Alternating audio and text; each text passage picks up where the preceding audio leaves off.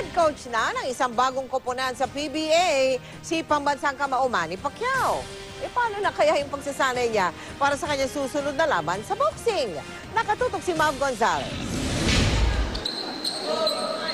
Ilang buwan ng usap-usapan na maglalaro sa Philippine Basketball Association ang pambansang kamao na si Manny Pacquiao.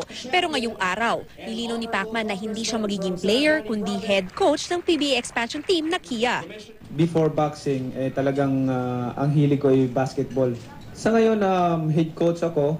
Yung paglalaro hindi pa natin alam na hindi basta ang focus ko ngayon is sa pagko-coach, magkumuha ng mga magagaling na players at mag-organize ng maging magaling na team. Suot pa ni Manny ang jacket na may nakasulat na head coach ng kanilang team na tatawaging Kia Kamao. Dati na raw nagko-coach si Manny sa basketball at nakalaro na nga ang koponan niya sa Liga Pilipinas at mga National Open tournaments.